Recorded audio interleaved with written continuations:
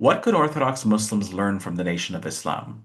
For the purpose of this video, I'm defining Orthodox Muslim as Sunnis, Twelver Shias, Zaydis, Ibadis, in other words, traditional Muslims, Muslims who uphold the five pillars of Islam, Muslims who are Ahlul Qibla or face Mecca 5 times a day in prayer, Muslims who trace their origins and their roots back to the Salaf or the first 3 generations of Islam.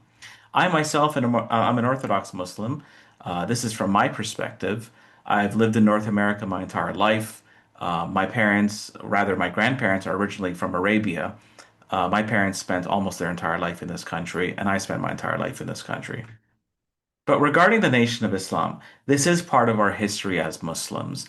The Nation of Islam, whether you like it or not, is the largest Muslim-inspired movement in the Western Hemisphere, in Western history altogether. All Muslims in North America should learn about the Nation of Islam because the Nation of Islam normalized being Muslim in America. The nation paved the way for civil rights in America. The nation was the bridge for millions of black people toward different branches of Islam. And we're going to be talking about finishing the job because Elijah Muhammad, when he went to court in the 1940s, the judge asked him about his aim and purpose, and he said he was going to make Black America Islamic.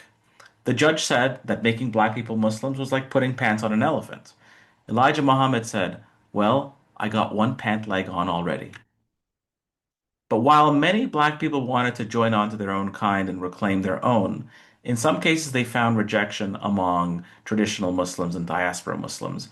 Because after all, we have to admit that many diaspora Muslims were racist. Many diaspora Muslims were indeed setting up shop in black neighborhoods, maybe at convenience stores that were selling lottery tickets, selling alcohol, selling pork, and in some cases even selling guns and drugs. So, in many cases, Muslims just rejected that friendship for various reasons, sometimes theological, but also sometimes social and sometimes racial. The first thing that Muslims have to learn is diet. The Nation of Islam has this huge emphasis on diet, how to eat to live, on eating fruits and vegetables, on eating one meal a day, on lessening the amount of meat that we're consuming on a daily basis. And for that reason, many Nation of Islam members are extremely healthy. They look really good. Most of your illnesses go away if you're eating right. And as we can see, the Muslim diaspora is just very obese. Some of the most obese countries, in fact, are Muslim countries. So it's not just the diaspora, it's also people in the Middle East, in countries like Kuwait, and countries like Saudi Arabia, Libya, Egypt, Lebanon, the United Arab Emirates, and elsewhere. We can see that the obesity rates are very high. This leads to heart disease, this leads to cancer, and many other problems. Number two, social relevance. Remember that Master Farad Muhammad converted anywhere from 5,000 to 25,000 people between 1930 and 1934. And most of that work really was between 1931 and 1932. He gave these people new names, he gave these people a new religion. And how did he do it? He was socially relevant. He didn't just do ritual, he spoke to the needs of the poor. He spoke to the marginalized communities during the Great Depression. He spoke to these black people during the height of Jim Crow and the Great Migration. He spoke to the undereducated. He taught them, in some cases, taught them how to read and write, taught them math, taught them science, taught them history, taught them diet, like we just mentioned. The Nation of Islam emphasized education through its University of Islam. It emphasized economic independence, and it helped many people get off of drugs and prostitution. It still does. It also helps many prisoners. It is still popular in the prison system. In terms of social relevance, this was one of the biggest marches in history, especially in the history of Washington. This was the Million Man March in 1995. This is something that you'll never see the diaspora Muslims pull off, where you had more than 1 million black men, okay, not even women, but men come down to Washington to listen to this message about repentance, about fulfilling your responsibilities towards your communities and your families. And there's nothing that made me more happy than watching a crowd of people chanting Allahu Akbar, Allahu Akbar. Even if there are differences in theology, you have to appreciate just the raw effort and enthusiasm that went into a movement like this.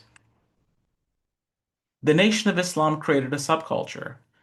They didn't look just for acceptance from a corrupt establishment. They didn't want to just be Democrats or Republicans or whites or Arabs, or they didn't look for help from the American government or any other government. They wanted to be themselves. They, in a sense, had that kind of red pill or that black pill that, look, the system is corrupt. We're here. We were here before America. We're here during America. We're going to be here after America.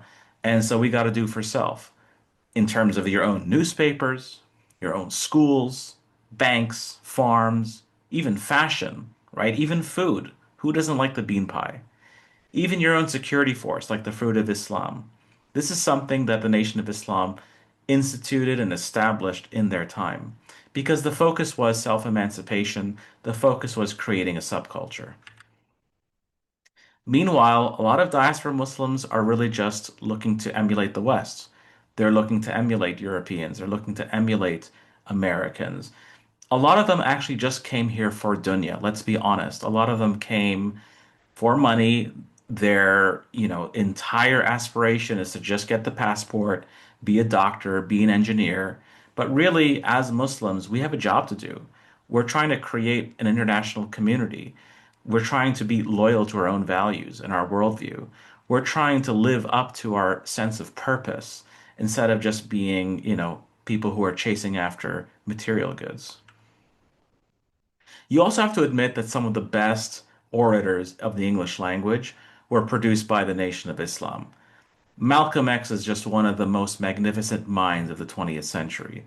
Louis Farrakhan, I'm convinced, is one of the greatest orators of the English language of all time. Muhammad Ali is just electric. Just watch his interviews, and it's so sad that he got Parkinson's later in life because he was just so likable and he normalized Islam for American audiences and international audiences worldwide.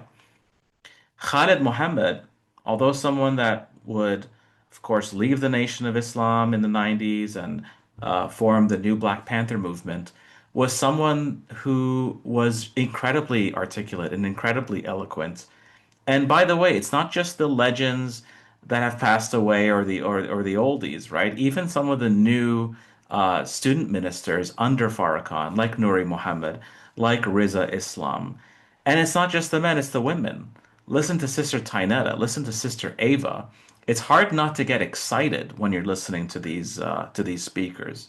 It's hard not to feel some enthusiasm and some confidence. It's contagious. It's exciting just to listen to them. And in many cases, I mean, I've been to many Muslim conventions and Muslim speeches, Friday prayers, Friday khutbas. You just don't see that energy. You just don't hear that eloquence. And that's something that we have to learn from them. So thank you for watching. Again, I consider this to be part of my history. Even if I'm not a member of the Nation of Islam, even if I'm an Arab, even if I'm light-skinned, okay? That doesn't mean that I don't have appreciation for the movement. It doesn't mean that I don't have an interest in exploring and learning and interviewing. And yeah, in some cases we're going to debate. In some cases we're going to have our back and forth. But I'm a Muslim. I'm here just like other Muslims are, and I'm trying to find what Islam is. I'm trying to find what is the religion of Allah and His Messenger in the end. That's what's important to me. So, thanks again for watching. You can check out my book. It just came out in August, W.D. Farad, The Man, Myth, and Mystery Behind the Nation of Islam by Dr. John Andrew Morrow and myself, Bilal Muhammad. The link will be in the description below, so please check that out. And what do you think traditional Muslims should learn from the Nation of Islam? Please write in the comments. And as usual, I bid you all farewell. Assalamu alaikum.